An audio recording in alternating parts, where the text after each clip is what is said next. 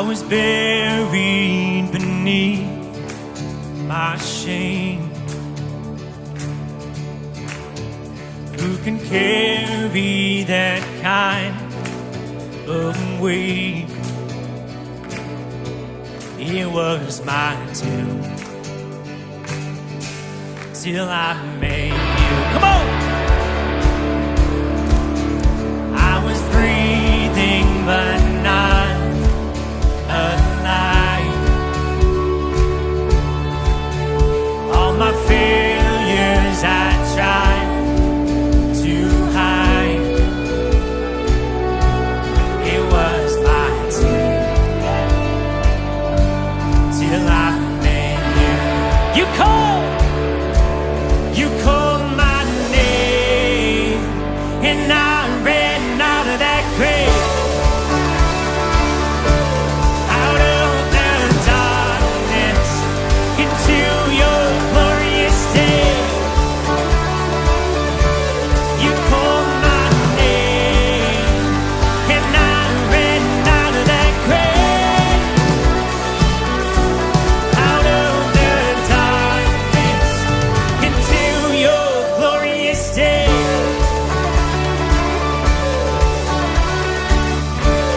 Come on, let's sing. Now your mercy has saved my soul. Now your freedom is all that I know. The old me knew Jesus when I met you.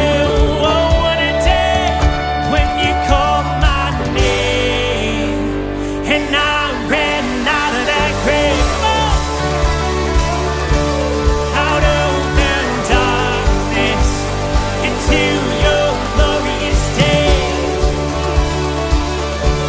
You called my name, and I ran out of that grave, out of the darkness, into your glorious day.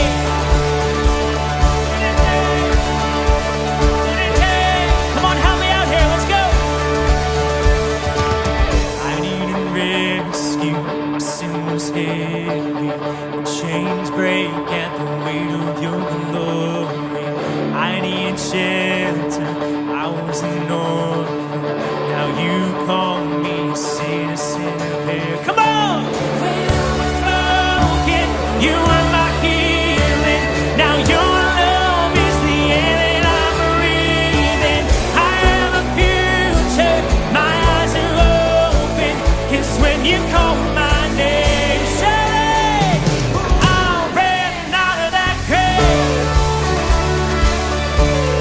out of the darkness, into your glorious day. You called my name, and I ran out of that grave, out of the darkness, into your glorious day.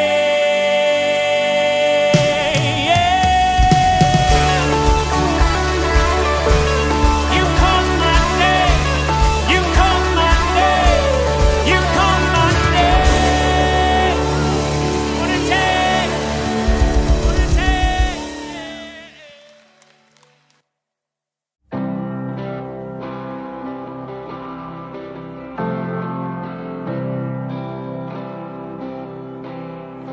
I searched the world, but it couldn't fill me. Man's empty praise and treasures that fade are never enough.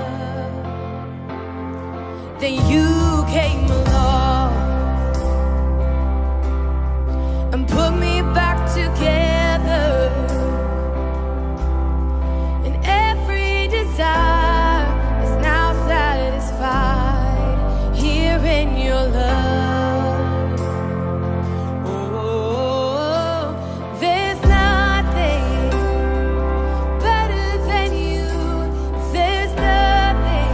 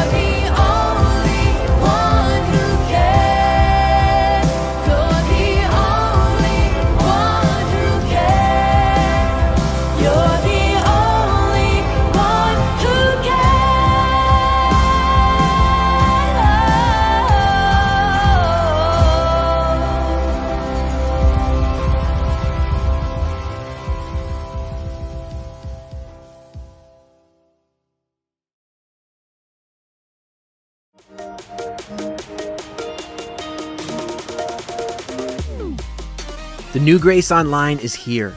Grace Online is our brand new and experimental online church experience.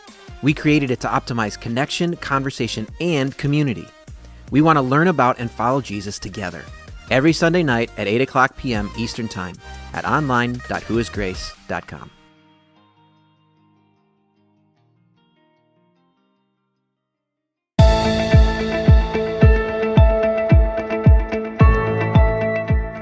Here at Grace, we want to help people all over the world connect with each other and grow in their faith.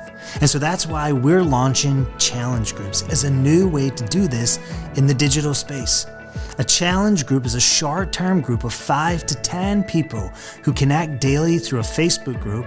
Everyone will follow the same challenge guide with daily Bible readings, prayer prompts, and spiritual challenges. And your leader will provide direction and encouragement along the way. You can expect to spend anywhere between 5 to 30 minutes per day reading the Bible and connecting with God, and about 5 minutes catching up with your group and posting about your progress. No matter where you live or what your schedule is like, a challenge group provides the flexibility for you to participate at a time that works best for you. From the comfort of your home, office, dorm room, or favorite coffee shop. And all you need is your smartphone or your computer. If you want to grow in your faith and make some meaningful connections with others, a challenge group is a great short-term step for you. Whether you're new to your faith, new to grace, or just exploring Christianity, you will be welcomed in and encouraged wherever you are on that spiritual journey. See what groups are starting next and sign up today at whoisgrace.com/challenge.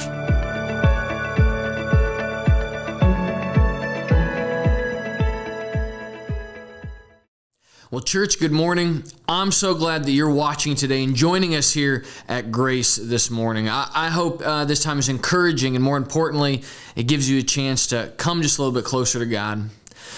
Some of the most transformative events in our lives often involve struggle and loss and grief. And I think sometimes we only think about grief as a loss of life, but really grief is about the losses in life. So starting this week, and for the next 5 weeks, we're going to learn how to navigate the phases of grief. We're going to discern how we might be grieving today and if we are managing that grief in a healthy way. And I hope we also get to discern how we might help others in our lives who are grieving. In the end, we'll understand that biblical grief brings about change and healing and growth.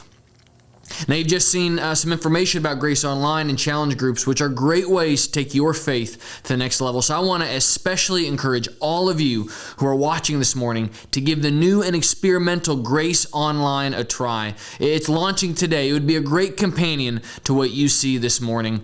Make it a part of your routine to regularly connect with God and others. So can I pray quickly for our time this morning? Father, you are so good, even in the lows of our life. And so as we get to explore grief and as we get to come together and worship and join with our brothers and sisters all across the area, would you just be present in our homes, in our hearts, and in this service this morning? Father, it is by the power of your Spirit, in the name of your Son, Jesus, that I pray this. Amen.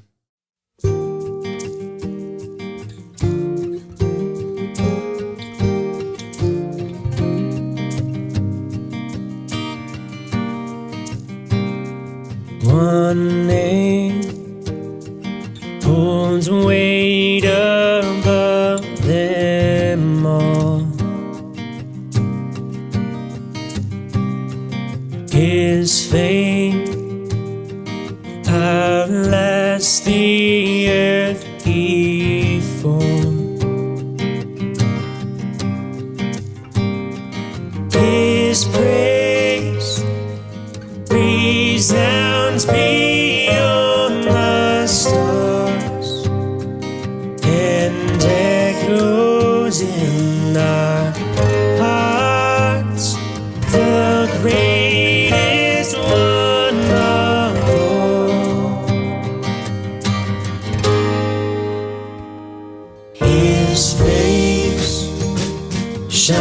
is brighter than the sun.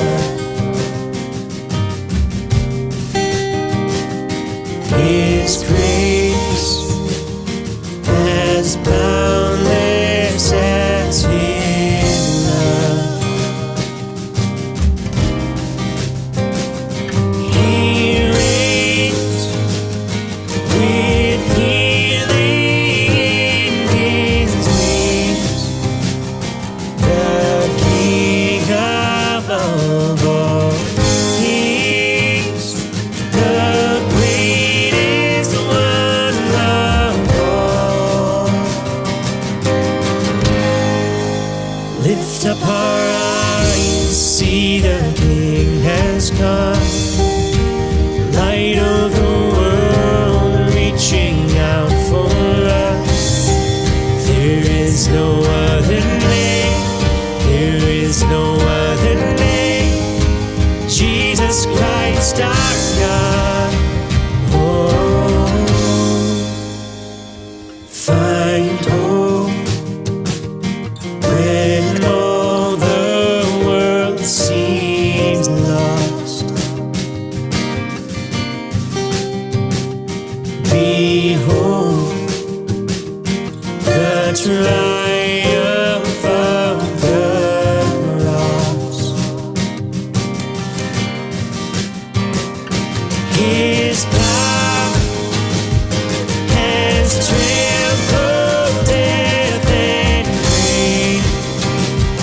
Our life found in His name, the greatest thing of all. Oh, lift up our eyes, see the King has come, light of the world, reaching out for us.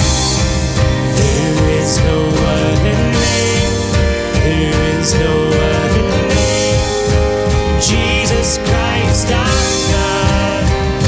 Oh, seated on high, the undefeated one. Mountains bow down as we lift Him up. There is no other name, there is no other name, Jesus Christ our God. Oh, Jesus.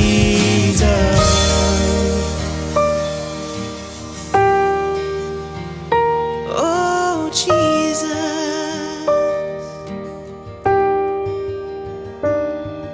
The earth will shake and tremble before Him. Chains will break as heaven and earth sing. Holy is the name, holy is the name of Jesus, Jesus, Jesus.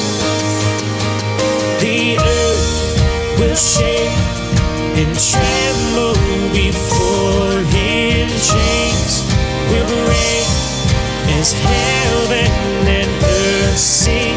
Holy is the name, holy is the name of Jesus, Jesus, Jesus. Lift up our eyes, see the King has come, light of the world, reaching out for us. There is no other name, there is no other name, there is no other name, there is no other name, Jesus.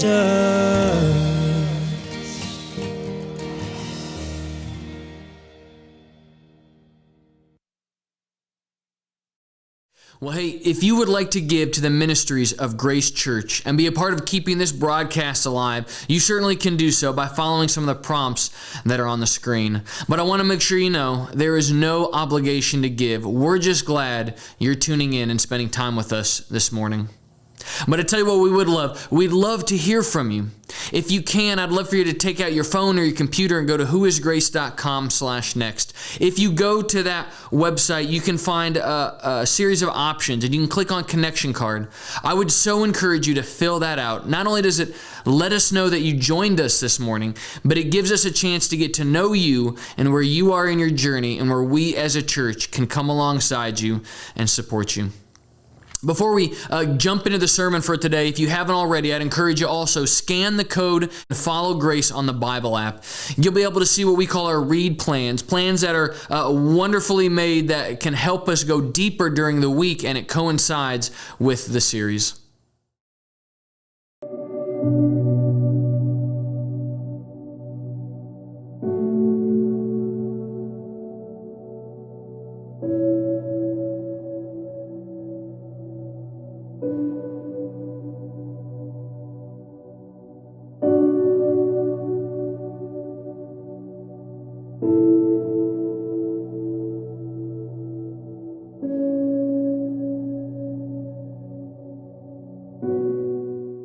Hi, everyone. Welcome to Grace. Today, last February, as I do every February, I began to seek God to really lay the foundation for the following year's sermon series at Grace, the one we're in right now.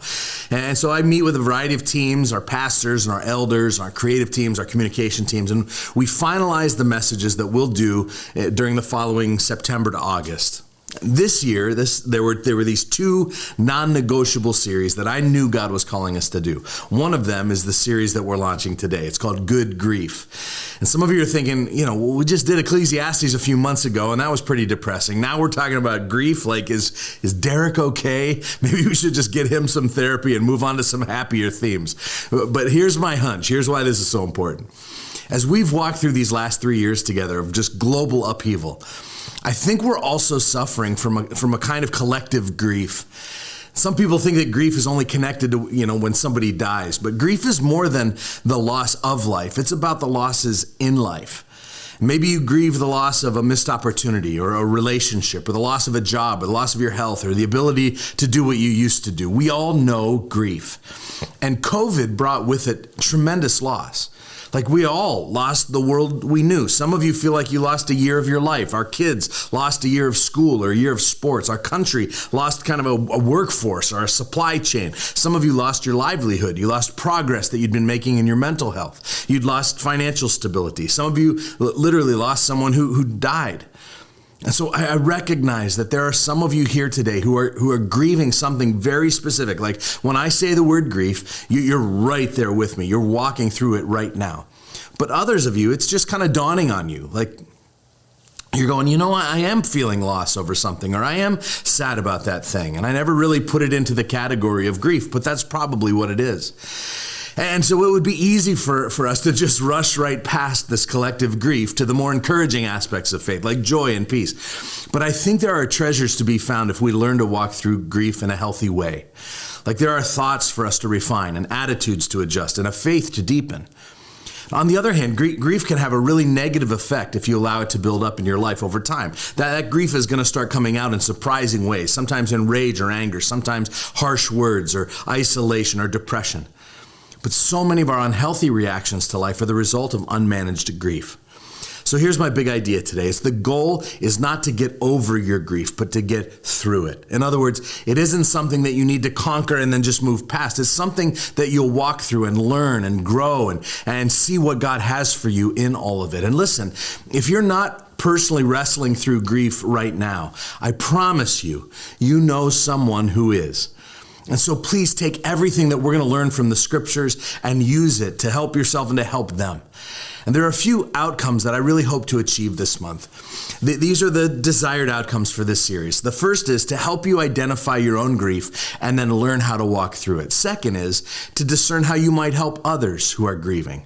Third, to learn and practice an ancient biblical response to grief called lament. We're going to be doing that at the end of every message. And then fourth, to encourage Christian community as one of the key support methods for walking through grief. So here's what I know about every one of us.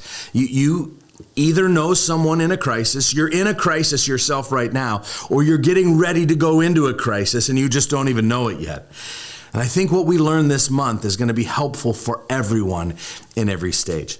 So there was this Swiss-born psychiatrist, Elisabeth Kubler-Ross, and in her book on death and dying, she popularized this thing called the 5-stage model of grieving. It was based upon her research into how terminally ill persons respond to the news of their terminal illness. So her 5 stages have since been used worldwide to describe all kinds of grief responses. So I'll just list the 5 now. The first is shock or denial, where we say, it can't be true, or no, not me. And then there's anger, like, why me? This isn't fair. And then there's a bargaining stage, like, God, if you make this better, then I'll never do blank, blank, blank again, right? And then there's depression. I've admitted my loss, but I now have this deep sadness that has set in. And finally, there's acceptance, like life has to go on, but how? Like, what do I do now? And even though these are called stages, it's important for us to note that grief is not linear ever. Like, these are just describing aspects of a typical grief response, mainly so we don't feel like we're crazy as we're walking through it, but they're not prescribing what should occur or how long or in what order, especially in light of the way God can use grief. You see, in all of these stages, God will begin to reshape our thoughts and our attitudes. He will grow us, and He will adjust our hearts and our minds at every part of the process.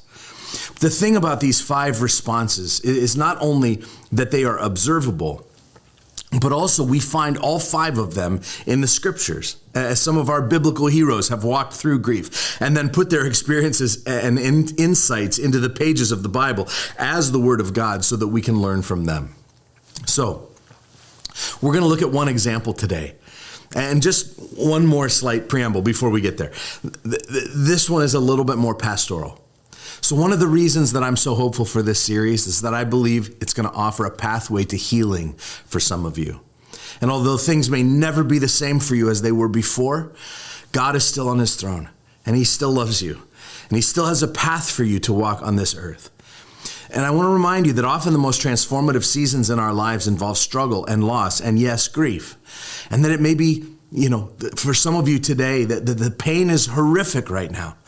But you're going to look back in 5 years or 10 years on this time as being one of the most transformative in your whole life. We live in a world of bad news, but we're a good news people. And that good news came in the form of a person named Jesus Christ. And we can expect to be restored through our grief for 2 main reasons, both of which connect to Jesus.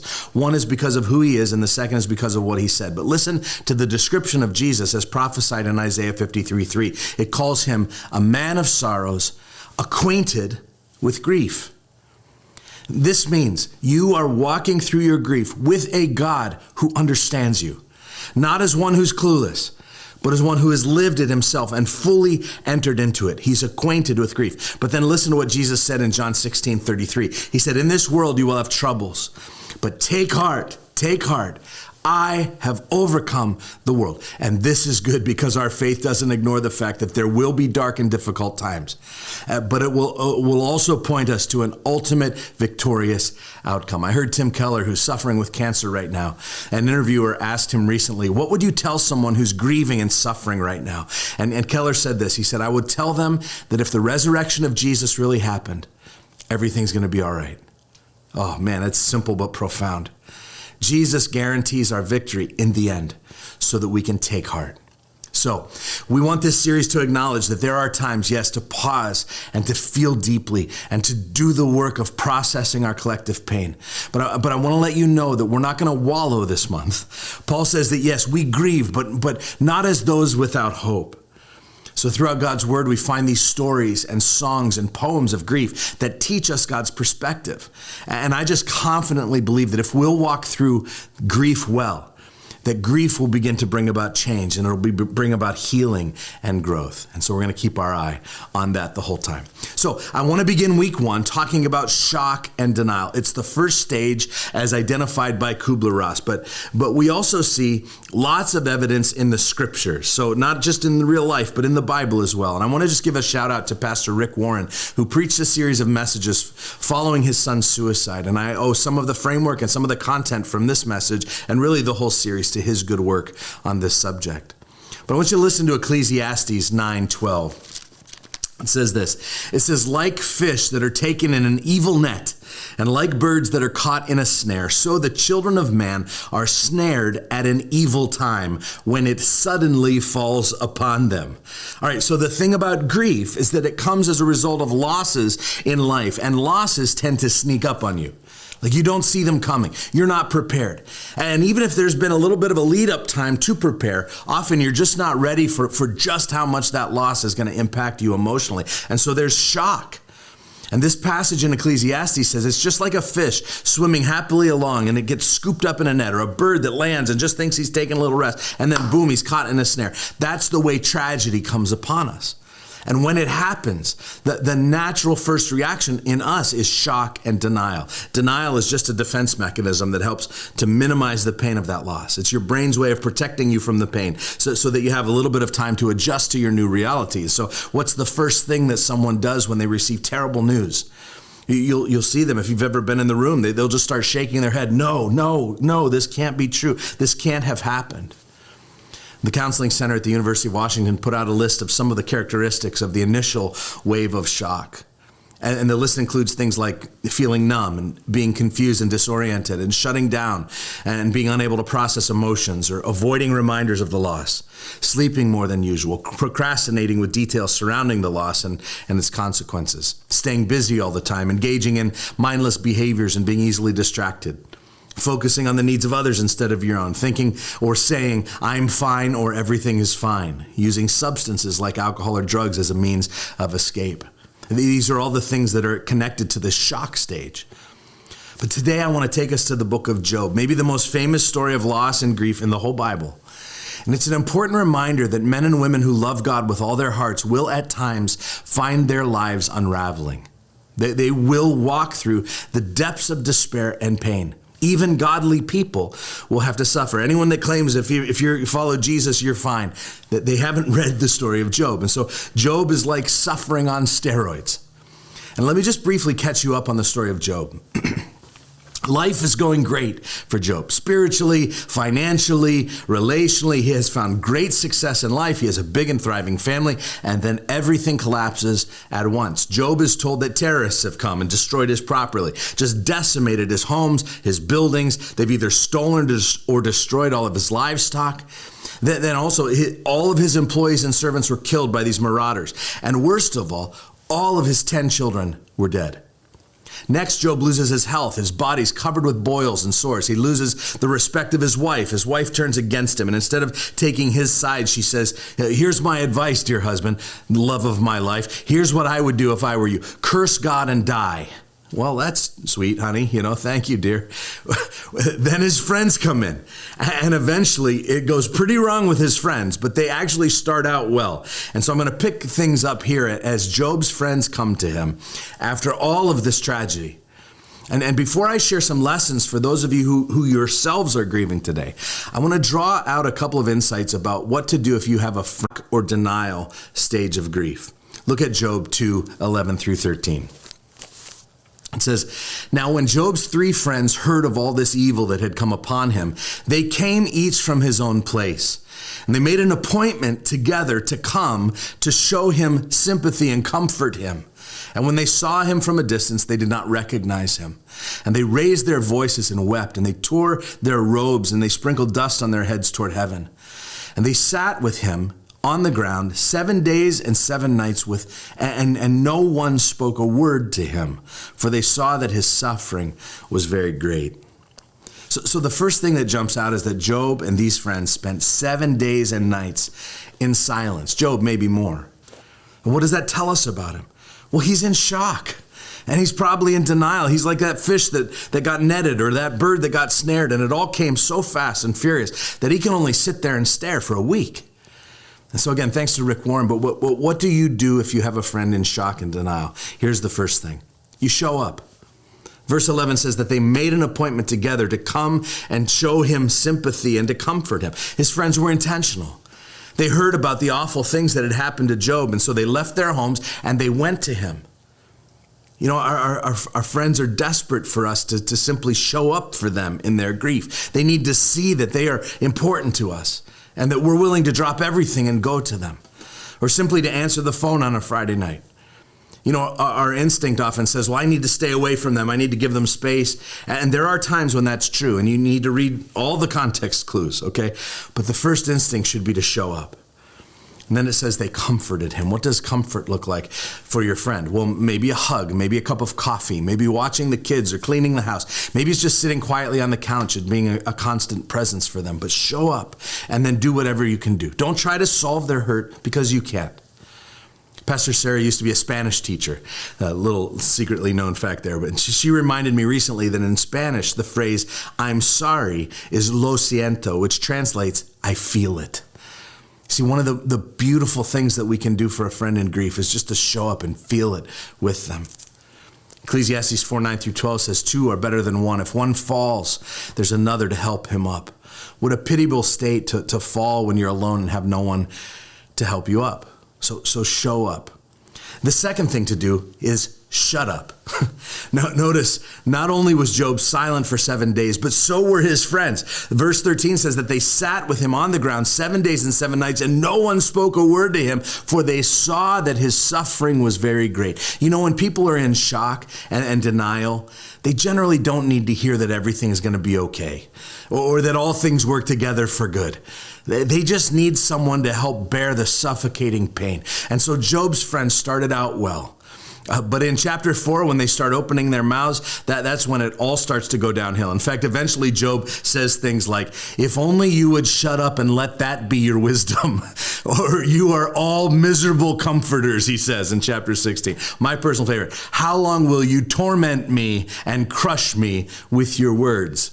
And so when someone's in shock, they don't need pep talks. They need presence. They need you to be there. I read a great article by Susan Silk that talked about this idea of comfort in and dump out.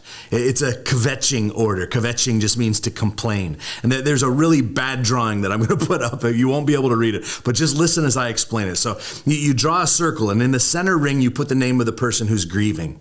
It says the aggrieved or the afflicted in there. The next circle around them includes their closest people, parents and children and significant others. And then another circle out is the more distant relatives and friends. And then finally colleagues, and the further out you go, the less intimate the relationship is with the grieving person. But here are the rules. The person in the center ring can say anything she wants to anyone, anywhere. She can kvetch and complain and whine and moan and curse the heavens and say life is unfair and why me? And that's the one payoff for being in the center ring.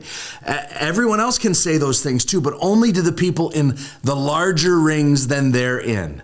So when you're talking to a person in a ring smaller than the one you occupy, someone who's closer to the center of the crisis, the goal is comfort. Listening is more helpful than talking. But if you're going to open your mouth, ask yourself if what you're about to say is likely to provide comfort and support. And if it isn't, don't say it.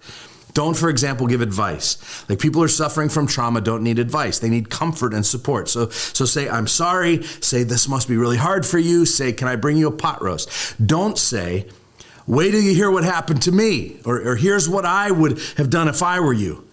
If you want to cry or complain or tell someone how shocked you are or how crappy you feel or whine about how it reminds you of all the terrible things that have happened to you lately, that's fine. That's perfectly normal response. Just do it to someone in a bigger circle. Comfort in, dump out. And I thought that was a really helpful principle and rule of thumb to remember. But what if it's you who's grieving? Like, it's not about helping a friend for you. What if it's you? Let me just share 3 things to do if you are in shock or denial. The first sounds very basic, but I want to say it out loud. It's to survive the initial wave. We see Job for the first few chapters doing what he needs to do to survive. He mourns, he grieves, he worships. He breaks a piece of pottery to scratch the sores on his body. He argues, he's quiet. He receives friends, he prays. He's doing whatever he can to get through the initial wave of grief. And having seen grief up close for many years, I just want to get really basic with some of you, starting with just be safe. Don't compound what has happened by being reckless yourself. If you're driving and crying too hard to see straight, pull over. And if you don't care whether you live or die in that moment, let me remind you that your life is still a precious gift to you from God. And even if you can't go on for yourself, do it for the others in your life. Drink water. Crying causes dehydration. Drink water, move, get outside, take a shower, eat. All of these are things that you probably don't want to do, but they're baby steps in just caring for yourself and surviving the initial wave. Another simple thing to do is just to tend to something. Weed the garden, water your plants, brush your pet, bake someone a cake, do something good for someone else. Bring a little order to the chaos in tangible ways, but survive that initial wave. The second is to be honest with yourself and others, and most importantly, God. Henry Cloud said that grief is a process of acknowledging the reality of what's happened, acknowledging how you feel about that reality, and ultimately fitting it into a new understanding of life with that loss. So recognize and name and feel your emotions. Don't rush past them. It's just as important to express your sadness as it is to express your joy. And so if you don't find an expression for this sadness, it will get stuffed down, and eventually it will come back out in very unhealthy ways. And so we go back to Job as our example. He worships God beautifully when it doesn't even seem possible. Like he famously says this phrase, the Lord gave and the Lord has taken away. Blessed be the name of the Lord. I mean, just incredible faith and worship in the midst of extreme trauma. But we also see in his honesty, Job processing through this grief and loss. Listen to this raw passage in Job chapter 10, starting in verse 1. He says, I loathe my life. I will give free utterance to my complaint. I will speak in the bitterness of my soul. I will say to God, do not condemn me. Let me know why you contend against me. Does it seem good to you to oppress and despise the work of your hands and the favor and designs of the wicked? Verse 8, your hands fashioned and made me, and now you have destroyed me altogether. So there's often a lot of confusion about how a person of faith should respond in the shock of a loss. Here's what not to do. The Bible does not say anywhere to just pretend that it doesn't hurt. Like a lot of people grew up being taught that you ought to just have a stiff upper lip and act like it doesn't hurt, and that this is just a sign of strength. Guys really struggle with this. In churches, people in churches really struggle. People sometimes get credit for being extra spiritual if something catastrophic happens and they take it in stride. They just keep moving as if it doesn't bother them. And there can be a pressure in the church almost not to grieve and then pretend that that's faith. That is not what Job does here. He is brutally honest with God. And guess what? God is big enough to handle all your emotions, all your questions, all your doubts. Take them straight to him and to your trusted friends. And if you don't have language for it, borrow the language of the Bible. Do you know what the most common kind of psalm is in this big book of Psalms? It's called the Psalm of Lament. The most frequent cries are cries that say, why, God? And God, how long? And God, where are you? And why have you hidden your face from me, God? See, during times of grief, you should really befriend the Psalms. You know, the Psalms were the first prayer book of the church. Our most ancient Christian brothers and sisters practiced prayer primarily as the daily memorization and recitation of the Psalms. Tish Harrison Warren said, praying the Psalms doesn't simply teach us to express our emotions to God. The practice also shapes our emotions. There's another book in the Bible that's actually just called Lamentations. It's a cheery little Old Testament book. As its name suggests, it's full of laments. The God of the Bible is a very big God who is not threatened in the least by people expressing their anger and grief over hurt. And some of you have been playing the quiet game for far too long. You have losses that you've never mourned. You have tears that you've never cried. And it's okay to face the sadness. I want you to hear these invitations from God. In Psalm 50:15, God says, call upon me in your day of trouble, and I will deliver you. And you shall glorify me. Lamentations 2:19 says, arise, cry out in the night. Like at the beginning of the night watches, pour out your heart like water before the presence of the Lord. Do you know why he's crying out in the night? Because when we're in grief, he's probably not sleeping very much. So what do you do when you're up all night and you can't sleep? Cry out to God. Express all of your emotions to him. So in the early stages of shock and denial, the sooner you can get to honesty, the better. The third thing is don't lose sight of hope. I know. Hope will feel like a long ways away. but just keep it in your faintest sight, right out there on the horizon line. Like when you're in a boat with no navigation and you just have to keep the shore in your sights, like even if it's just the faint glow of some buildings off in the distance, that's your focal point to make sure that eventually you can still find your way back home. Job 13, during one of his long monologues, Job says this beautiful phrase. You can almost hear the pain oozing out of it, but you know there's still a distant shoreline for him. It's in chapter 13, verse 15. It says, though he slay me, yet I will hope in him. God, I don't know what you're up to. It feels devastating. It actually feels like you're actively opposing me. You're beating me down. You're slaying me. And yet I won't lose sight of hope. I'll keep it in my distant sights. And so he said, if you're walking with a friend through these early stages of grief, shock and denial, the best thing to do is to show up and shut up. And if it's you yourself dealing with shock and denial, we learned from Job's own example to survive the initial wave, to be honest with yourself and others, and most importantly, God, and to don't lose sight of hope. Let me just encourage you with a couple of practical next steps before we turn inward and really practice this. First, will you commit to attend this series? I would also love for you just to invite some folks that you think would be particularly helpful for them, maybe friends or family who are experiencing grief or loss these days. But for you, would you just say, these next 5 weeks, I'm not going to miss a week. I just think that God honors our efforts to prioritize him and our spiritual lives. The second, though, is to get in community. This series is going to be much more meaningful if you have some people to walk through it with. Get in a life group. Find some confidants, an accountability partner that you can go through the daily readings together with over at Who is Grace Read, or text the daily questions or applications to.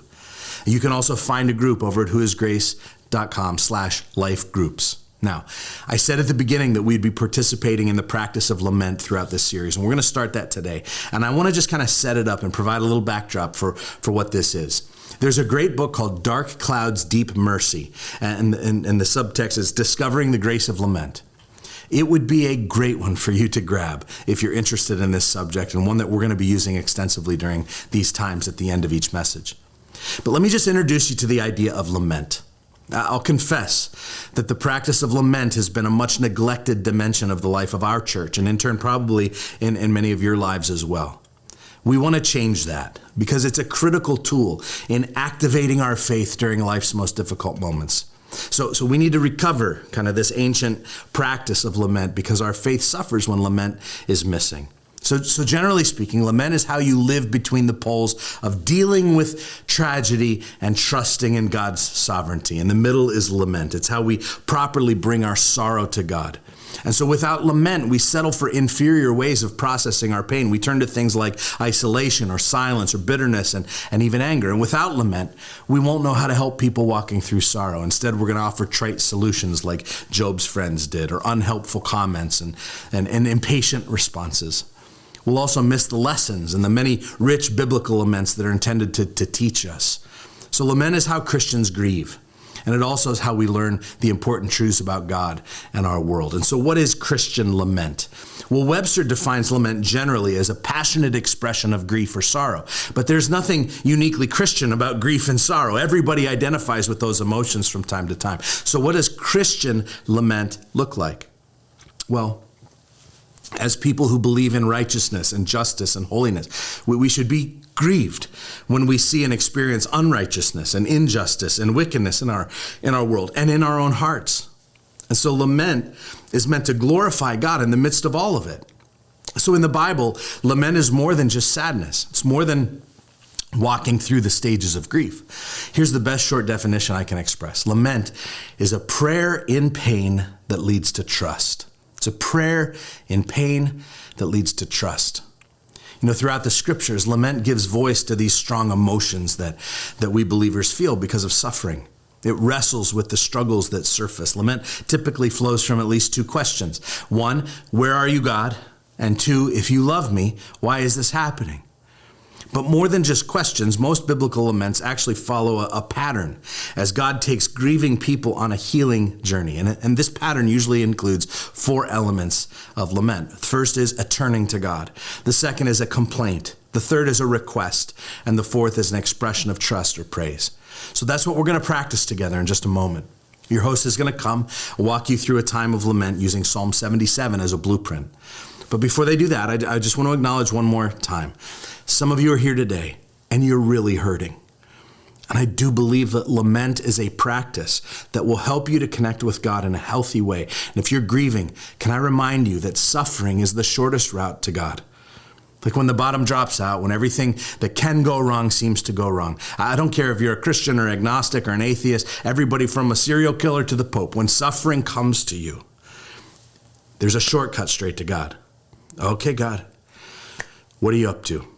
And suffering positions our faith to grow because suddenly there are questions that we don't have answers to. And we can process those directly with God. And so as you get ready for this time, let me just ask you to call one thing to mind. Are you ready?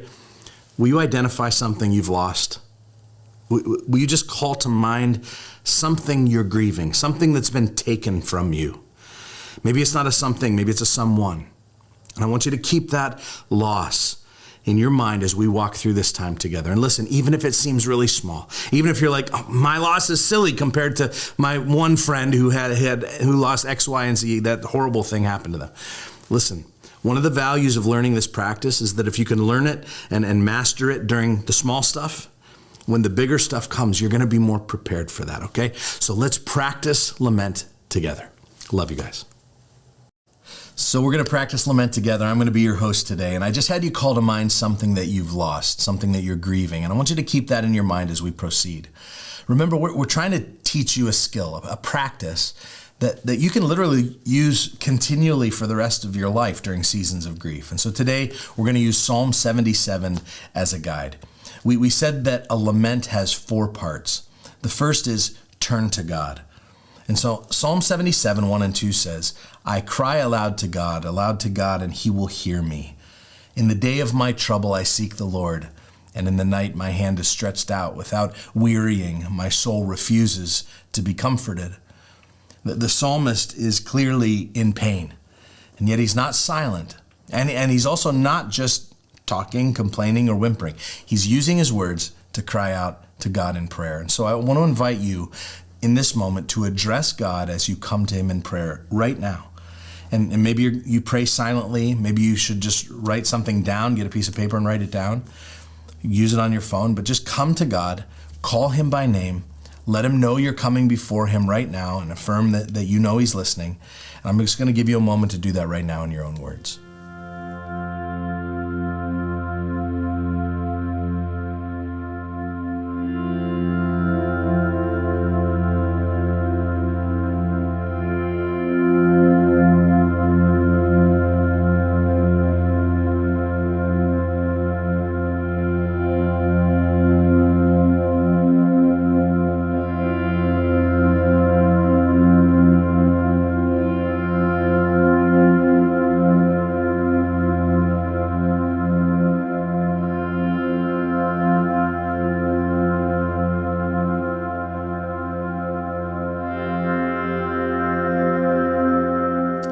The second part is to bring your complaint. And so verses 2 through 4 says, my soul refuses to be comforted.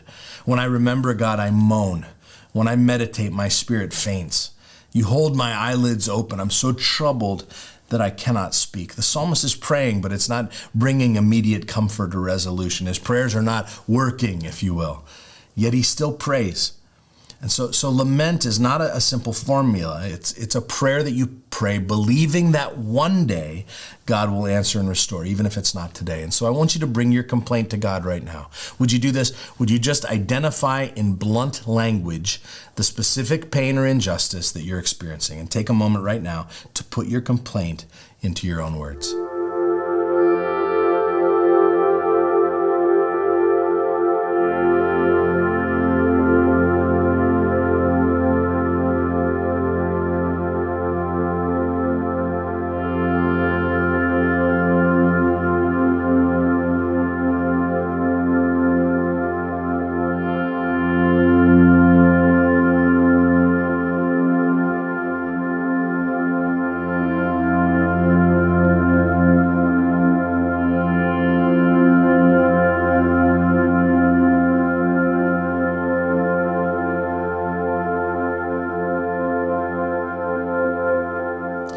third part is to ask boldly. Verse 10 says, "And I said, I will appeal to this, to the years of the right hand of the Most High." So this is where the lament takes a turn. After a series of questions, verses 4 through 9, the questions like, is God angry at me? Has he forgotten me? Will he spurn me forever? The psalmist makes a turn. He turns the corner from complaint, and he basically says, I'm just going to boldly make my appeal to God. So right now, I'm going to invite you to specifically call upon God to take action in a way that fits his character, in a way that resolves your complaint. Would you do that right now?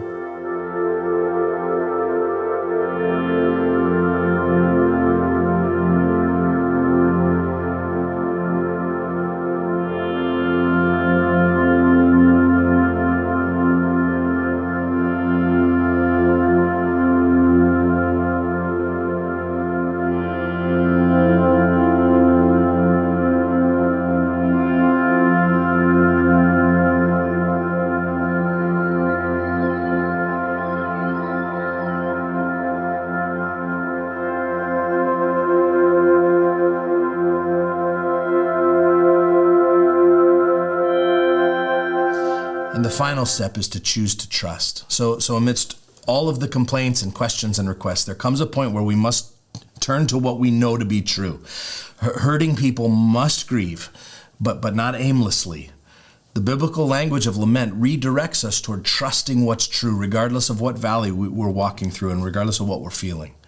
So verses 12 through 14 says, I will ponder all your work and meditate on your mighty deeds. Your way, O God, is holy.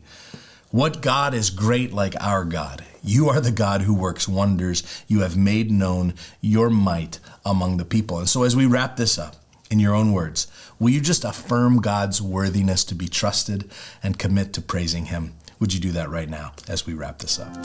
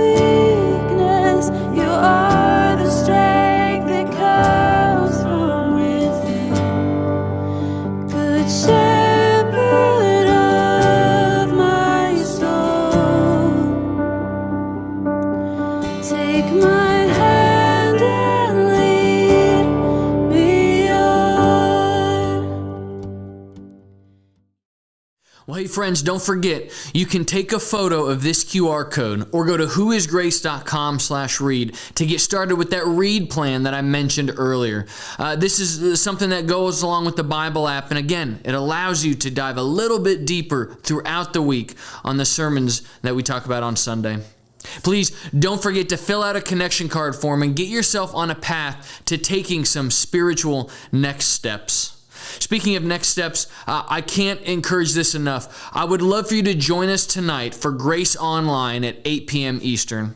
Grace Online is a live experience where you can chat and get feedback on a short portion of the message, and you can even meet other people from around the country and around the world as they chew on and have fellowship over our sermon series.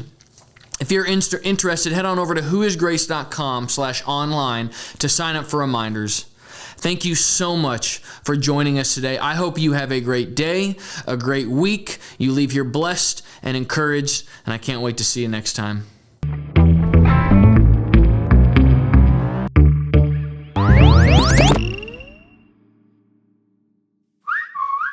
At Bonnell's, we truly believe that you deserve the very best. That's our commitment to you, every day in everything that we do. At Bonnell's Collision, you'll always get our very best. From free estimates to our highly trained and certified repair technicians to expert painting with our 100% color match guarantee. Bonnell's Collision, a proud part of Bonnell's Auto Group. You deserve the best.